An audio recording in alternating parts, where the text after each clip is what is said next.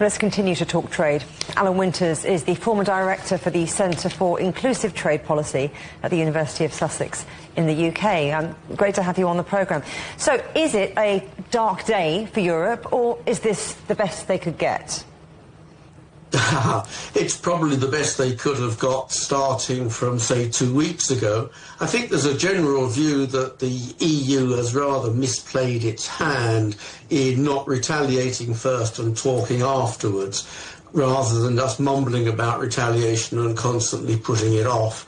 But by about 10 days ago, I think the writing was on the wall and this was about as good as was available. So do you think Europe lost its leverage when they suspended those retaliatory measures back in April?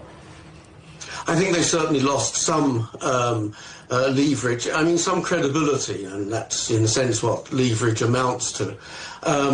It was a risky process if they had gone for retaliation, but remember that on April 9th, April 10th, when the Chinese said, well, to hell with that, we're retaliating, the markets took a really dim view of that. If the EU had joined in then and said, you know what, we're not going to accept any of this nonsense, I think we might have got into a better position. But it's all water under the bridge now. Well, we've heard a little bit about what this is going to mean for businesses from the dairy sector and also companies like Volkswagen who have spoken out. But what does this deal mean for consumers? Well, I think it doesn't mean very much for consumers at the moment. And also remember that part of the sort of characteristic of Trump's deals is they're not really deals in the sense that you write something down and sign it. It's always very fluid. We haven't got the details yet. But by and large, consumers in the US are going to pay rather higher prices for various EU goods, where they take them direct, or more likely when they take them as inputs into other American production. For EU consumers, as far as I can tell, not very much has changed.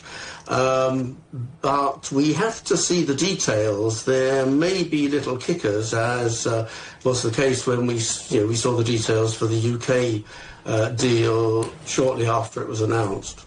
So might this agreement affect the talks taking place in Stockholm between China and the United States? And if so, how?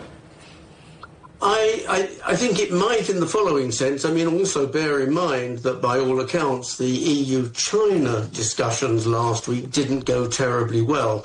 So I think the US and China are really squaring up to each other and have pretty much decided that Europe, doesn't much count in that sort of pushing match.